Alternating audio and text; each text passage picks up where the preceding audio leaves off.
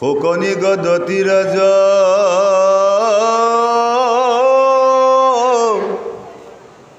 শুনি পৰীক্ষিত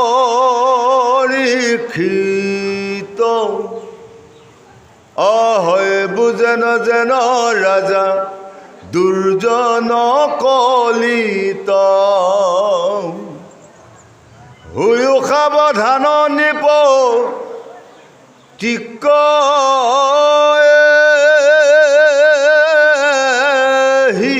বুলি সমস্তে বৰ্ণাইলা মুনি ৰাজবংশাৱলী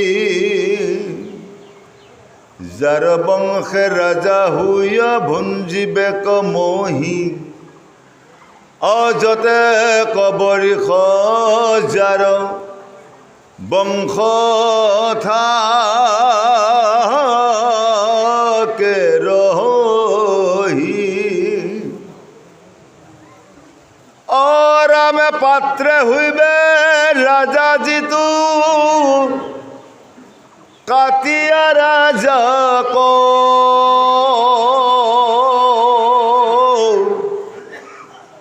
যত ভবিষ্যত কথা কহিলে কথা ক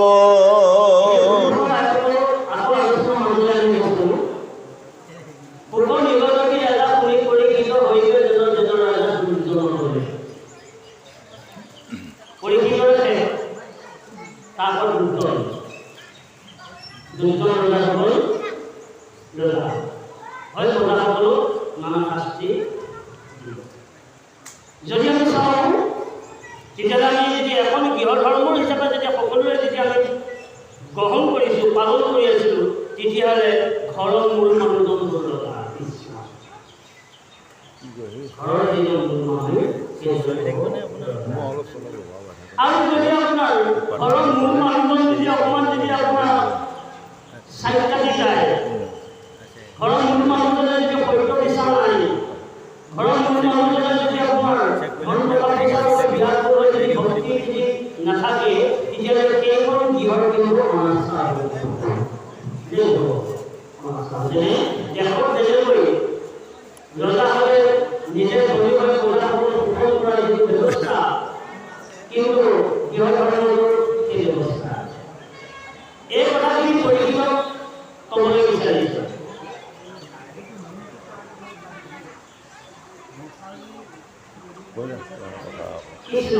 যাব অকণমান পাঠখন যাবা দিয়কচোন।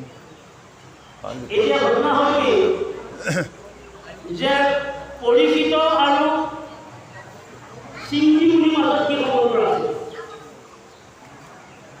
পৰীক্ষিত আৰু চিংগি মুনিৰ মাজত কি সম্বন্ধ আছে? অথচ দ্ৰৌপদী আৰু আপোনাৰ কুন্তি আৰু অৰ্জুনৰ মাতৃ আৰু পুত্ৰ সম্বন্ধ আছে।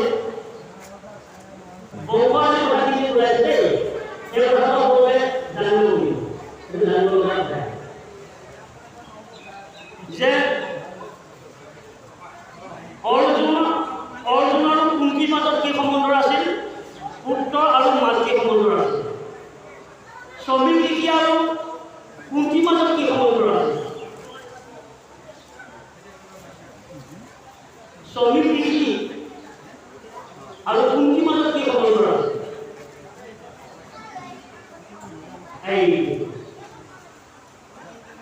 আৰু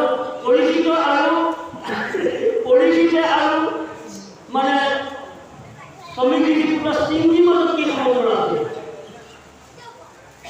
পিঠা পাপকণন উৰখেল পিঠা পাপকণন উৰখেল পিঠা তাৰ পিছত কমাইছে কুন্তি পিঠা পাপকণন উৰখেল সমীৰ পাপকণন উৰখেল হয়নে?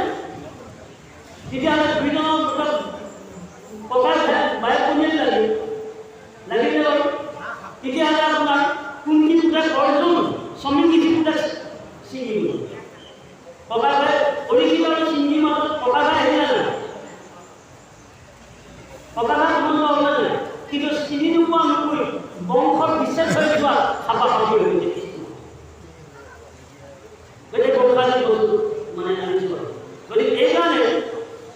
আমাৰ যে কিছুমান যিসকলে কাৰণ আমাৰ বৈদিক সত্য বৈষ্ণৱ ধৰ্মৰ বহুত ইয়াত ভাগ আছে। বৈদিক সনাতন বৈষ্ণৱ ধৰ্ম ইয়াত বহুত ভাগ আছে।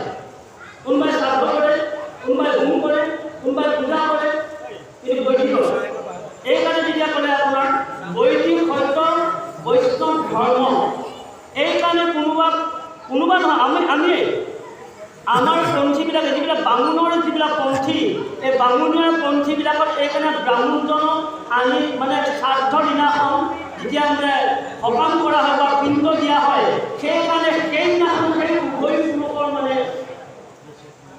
এই আটাপিতাসকলৰ নাম মানে প্ৰয়োজন হৈ যায়।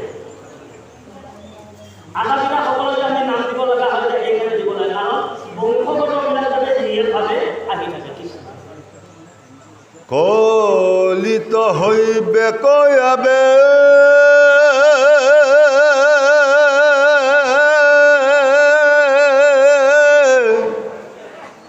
যত যত রাজা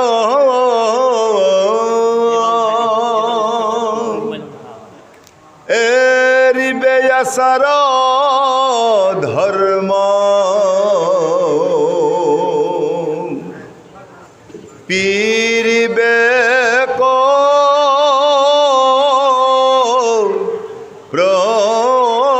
প্রজা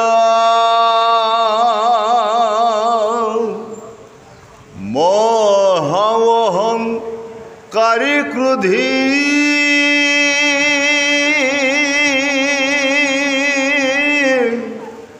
পরম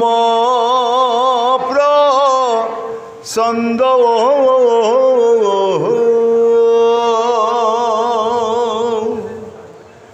অল্প অপরাধ তক রিবে উগ্র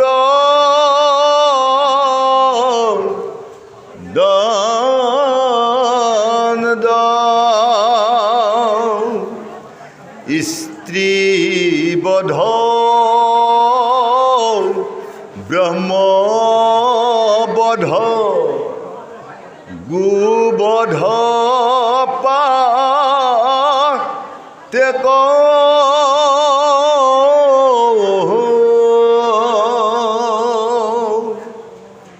বলে হরিবে পর দ্বারা কপ তে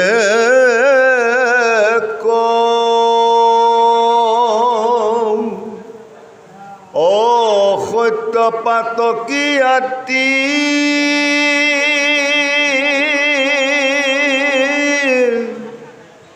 হইবে কু দাতা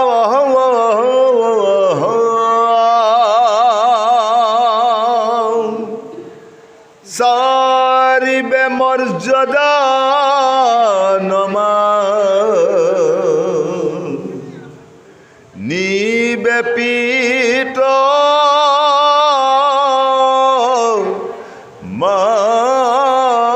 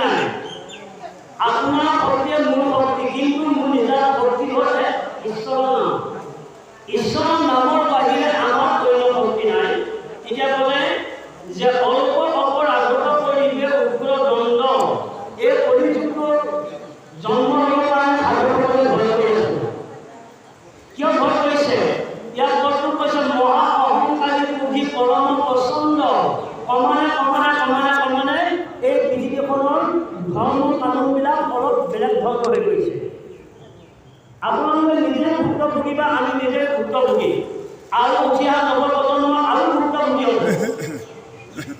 এতিয়া এইটো কোনে কৰিলে? আজিকালি এতিয়া উঠি অহা নৱপ্ৰজন্মৰ নিজৰ পিতৃ মাতৃৰ কথা অনায়ত্ব হৈ গ'ল।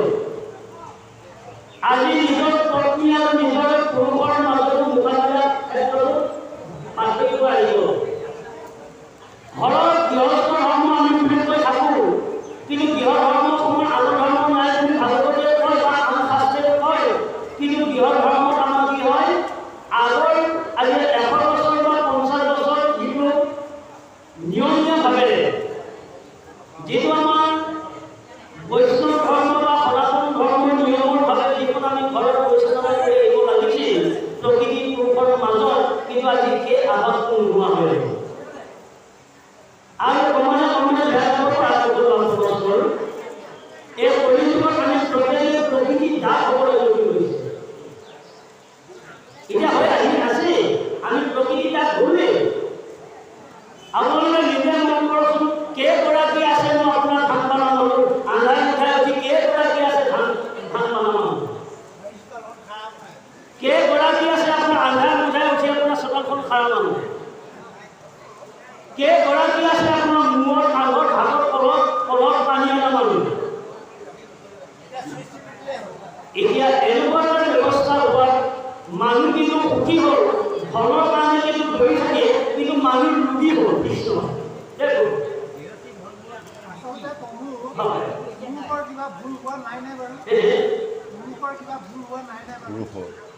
এতিয়া চাওক, এতিয়া আপোনাৰ এলবাৰ্টাই যদি আমি চাব যাওঁ,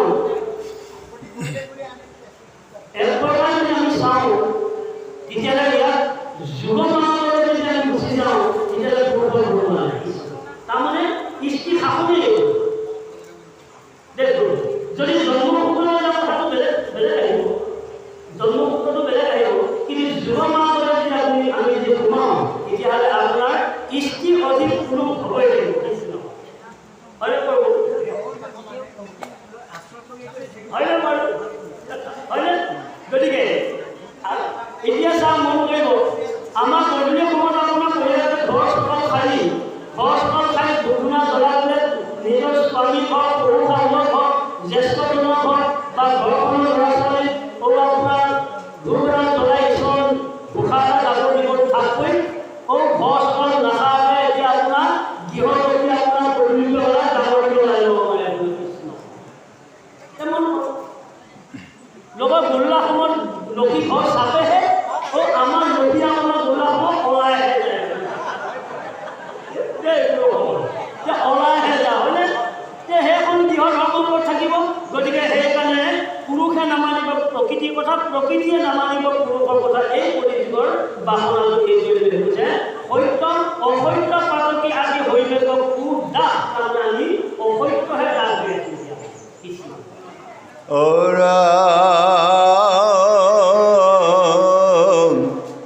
খনেকে হৰিষ শোক খনেকে কুল অকামাতুৰ হোৱা নবান শিৱে জাতি কুল পৰদ্বাৰা গমন পাতেকে হুবে ভস্ত্ৰ আয়াতি ক্ষুদ্ৰ আয়ু অল্প কালে যাইবে নস্ত্ৰ মহন্ত জনতৌৱাতি মিলাইবে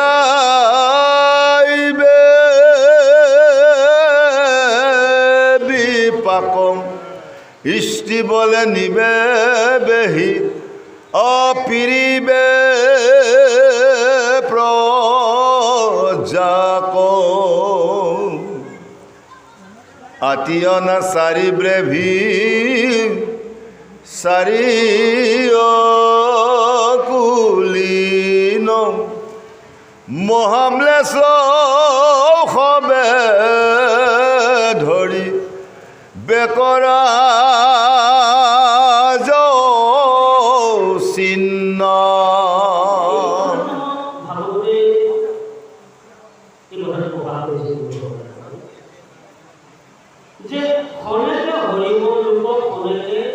আকৌ এই মানুহৰ ভাৱবিলাক মিনিটে মিনিটে ঘণ্টাই ঘণ্টাই ভাৱবিলাক সলনি হৈ পৰিৱৰ্তন। এই যদি আমি ভালভাৱে আছোঁ, অকল সমাজে যদি মোক যদি কোনোবা এটা নলগাই যদি কিবা এটা দুখ লগালে তাতে দুষ্ট হৈ আহি তাতে ভাৱবিলাক বদলি যায়, চালি যায়। আৰু গতিকে ভাৱৰ গতিবিলাক একেলগে নাথাকিব বুলি ভাগৱতে ক'লে। তেতিয়া ক'লে আপোনাৰ যে কামাত্ম হ'লে নবা শিৱে জাতিটো, তেতিয়া ক'লে পূৰ্বসকল আইসকল ছয় জাতি মিলি হৈও একাকাৰ, একাকাৰ হৈ জাতি ধৰ্ম কৰিব অনাচা। গতিকে এটা কথা মই বহলাই আপোনালোকক নকওঁ, বহলাই ক'বলৈ অলপ মোৰ বেয়া লাগে বা হয়তো বহলাই ক'বলৈ যাওঁতে অলপ জটিলতাও আহি যাব পাৰে। আৰু গতিকে এতিয়া এইকাৰণে আপোনাৰ বিশ্বামিত্ৰ ঋষিয়ে এটা কথা কৈছিল, যেতিয়া তেওঁ বিশ্বামিত্ৰী এজন মহাধন্য, তেওঁৰ পৰিয়ালৰ এজন যুৱৰাজ, তেওঁ এগৰাকী অসুৰ কন্যাৰ লগত তেওঁ বিবাহৰ সিদ্ধান্ত ল'লে। কিন্তু দ্বিতীয় মহাভক্ত বৈষ্ণৱ সকলোৱে তেওঁ মান্য হত্যা কৰে, কিন্তু তেওঁৰ পৰিয়ালৰ এজন তেওঁ নিজৰ পুত্ৰৰে কিন্তু তেওঁ এগৰাকী অসুৰ কন্যাক আনি বিয়ালৈ আনি যিমানখিনি বৈষ্ণৱৰ ধৰ্মৰ যিটো নীতি সমস্তকে ঢাকন দি অসুৰ স্বভাৱ কৰি পেলালে। গোটেই ঘৰখনতে অসুৰ কৰি পেলালে। গতিকে আজি পৰিৱৰ্তনবিলাক দিনে দিনে তেনে পৰ্যায়লৈ আহি আছে আৰু আহিব। আহি এইটোৱে কৈছে এক মানে যে ধৰ্ম নাস্তিক, ধৰ্ম বিনষ্ট কৰিব পৰা শক্তিৰে এক হৈছে আপোনাৰ যে ই হৈছে কামুক। মই ঠাইতে ধৰিছোঁ ই হৈছে কামুক। কামুক শব্দটোৱে মানে গোটেই পৃথিৱীত মানে জুই লগাই পেলাবলৈ এটা আৰম্ভ। এতিয়া ক'লে জাতি উৰ্ধ বায়ু, জাতি এতিয়া ক'লে যে আপোনাৰ জাতি উৰ্ধ আয়ু অল্প কালে যায় নষ্ট, মানে কি হ'ব যে এই মানৱ জাতিটোৰতো অল্প আয়ু হ'ব, মানৱ জাতিটোৰতো অল্প আয়ু হ'ব। তাৰমানে বেদৰ নিহিত বেদৰ নাথাকা কৰ্ম কৰিব, ভাগৱতৰ নাথাকা কৰ্ম কৰিব, ধৰ্ম নাথাকা যেতিয়া কৰ্ম কৰিব, কৰ্ম কৰি অহাৰ পিছত যেতিয়া আয়ুবিলাক কমি আহিব। আয়ুবিলাক কমি অহাৰ লগে লগে যেতিয়া মানুহৰ কি হৈছে, এইকাৰণে কলিযুগৰ লোকসকলে অধ্যাপক বা ঋষিমুনিসকলে লিখিছে যে কলিযুগৰ লোকসকল মাত্ৰ 60 বছৰ। গতিকে তেওঁলোকে এই বাৰু যেতিয়া ক'লে যে মহামেলচ ধৰি যাব প্ৰজাৰ স্বল্প মহামেলচ হৈ যাব। এতিয়াতো মেলচ হ'লে না, এতিয়াই মেলচ আহিল। আগতে পাহি চলাখন খাইলে গা নুধুলে ভিতৰত সোমাব নোৱাৰে। কৃষ্ণ আমাৰ চকুৰ আগৰ কথা। পাহি চলাখনে কিন্তু খাইছে, কিন্তু সেই গা নোধোৱা গ'লে কিন্তু কোনো এটা ৰোগত সোমাব নোৱাৰে। এতিয়া নহ'ব, বাহি চলাল খাই বাহনী চলালতে পেলাই গোটেই ঘৰ উৎপাদন কৰি আছে, গোটেই ঘৰ উৎপাদন কৰি আছে। আগতে অন্ন বনাবলৈ যাব, শহুৱেকে খাব, নিজৰ স্বামীয়ে খাব, ল'ৰা ছোৱালীয়ে খাব, বোৱাৰী মানে শাহুৱেকে খাব। অন্ন ভাত বনাবলৈ যাওঁতে কিমান নীতি কিমান নিয়মত অন্ন ভাত বনাবলৈ গৈছে। কিন্তু আজিকালি আকৌ সেই নীতি নিয়মবিলাক বেছি গ'ল, গেছৰ বাহাৰি আহি আগতে ভিতৰৰ চেণ্ডেল নোসোমাই, আগতে ভিতৰৰ চেণ্ডেল নোসোমায়। এতিয়া তেওঁ ঘৰবিলাক পাকা হ'ল, পাকা হোৱাৰ লগে লগে গেছ হোৱাৰ লগে লগে ভৰি চেণ্ডেল নিপিন্ধিলে ভিতৰ চৰ ভাত সিজা নপৰে। কৃষ্ণ মানে অন্ন সিদ্ধ নহয়। আৰু সেই অন্ন বনাবলৈ যাওঁতে বোৱাৰীৰ যিটো কলা বা বোৱাৰীৰ যিটো লক্ষণ বা বোৱাৰীৰ যিটো মানে আপোনাৰ মানে আগু কানি বা কিয় সেন্দুৰ ফুক এইবোৰ সমস্ত লৈ অন্ন ভাত বনাব যাব ঠাইকৈ আজিকালি বোৱাৰীয়ে লং পেণ্ট পিন্ধা হ'ল। এইখিনিয়ে বহুতে দেখা পাই থাকিব। এই বস্তু সেইকাৰণে পঢ়িব দিছোঁ, এতিয়া পঢ়িলে ভাল হয়, ভাল এইটো।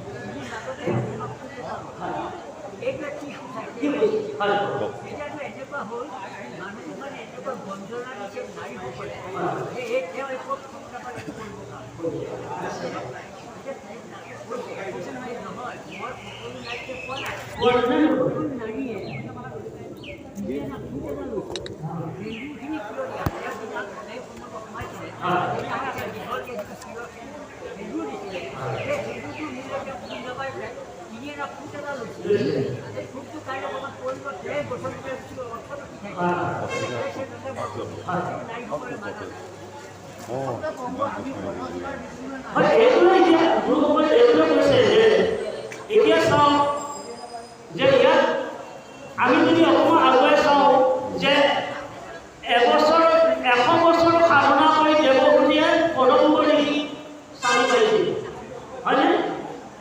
আৰু সেই স্বামী পোৱাৰ লগে লগে পদম্ব ঋষি মানে পত্নী আপোনাৰ দেৱভূতিয়ে এই যিটো মানে সিহঁত যিটো সেন্দুৰ ইয়াত কৈছে অন্য কথা ভাবিব নালাগে যে ভোগটো লোৱাৰ সময়ত বোলে স্বামী মোৰ স্বামী দীৰ্ঘ যদি হওক।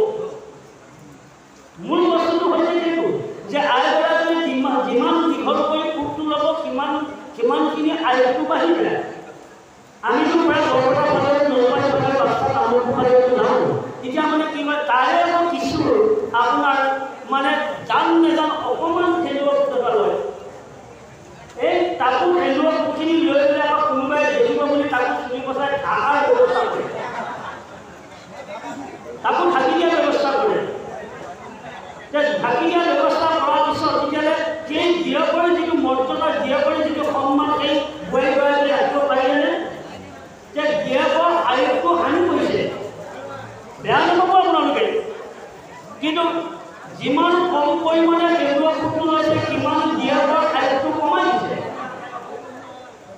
আৰু তাৰ পাছতে কি হৈছে যে আমি পূৰ্বৰ কালৰ পৰা আমি লখিমপুৰ পাইছোঁ, সৰস্বতী পাইছোঁ, আৰু আপোনাৰ ভৰ্তা কালিন্দী সংখ্যা এই সকলোবোৰ পাইছোঁ যে তেওঁলোকে কিয় সেন্দুৰ লৈ ভগৱন্তৰ পত্নী কিয় সেন্দুৰ লৈ তেওঁলোক ভগৱন্তক সেৱা কৰিছে।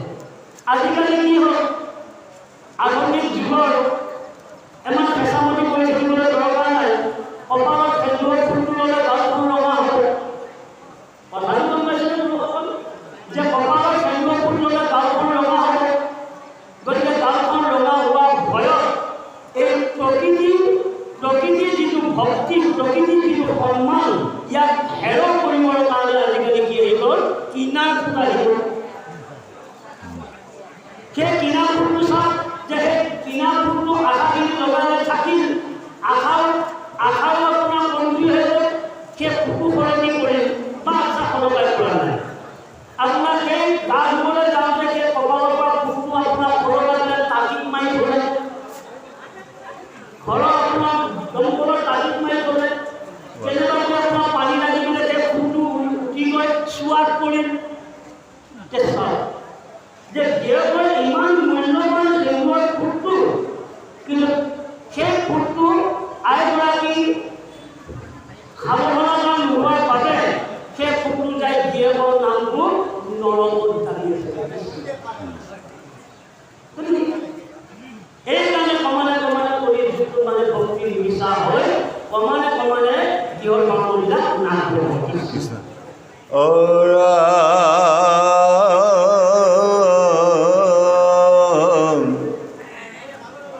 হেন ৰাজা সবজি দে সৰ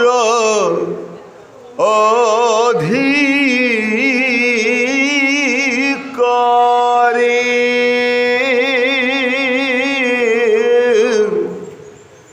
তাতে বৰ্তি থাকে যত নৰ নাৰী,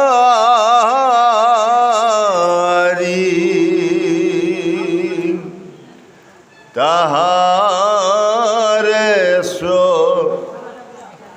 ভাবলৈ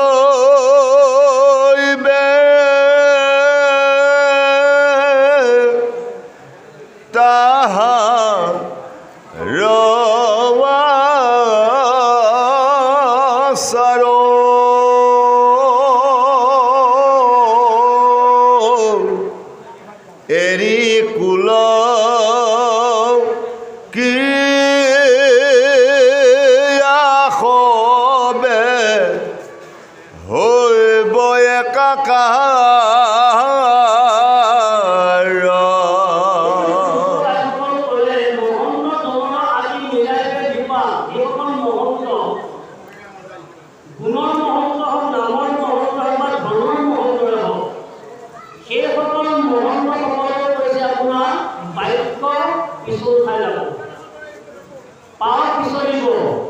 জ্ঞান পিছলি যাব ধৈৰ্য পিছলি যাব শেষত মহন্ত জন্মৰ শূন্য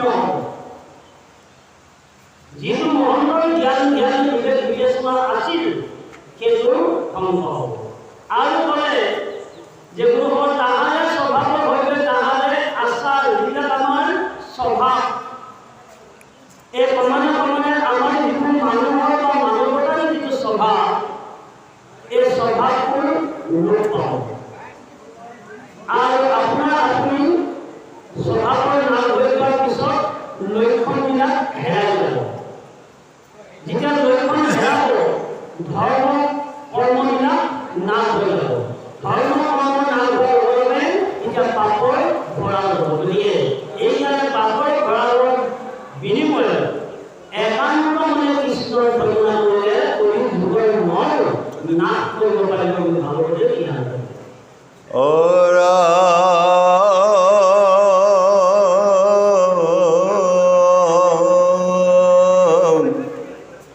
ৰাজ্যৰ নিমিতে ঘূৰ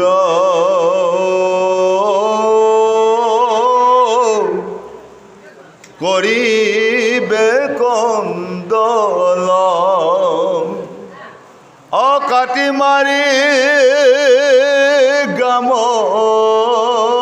দেশ কৰিবে উচন্ন কাটি মাৰি গাম দেশ কৰিবে উচন্ন অৰা মহাপীৰা পায়াখয় হইবে প্ৰজাগণ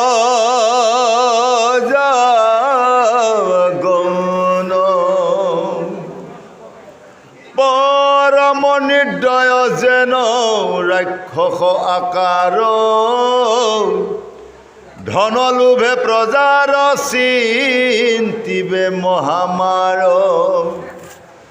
লোকত মিলিবে আখি ঘূৰ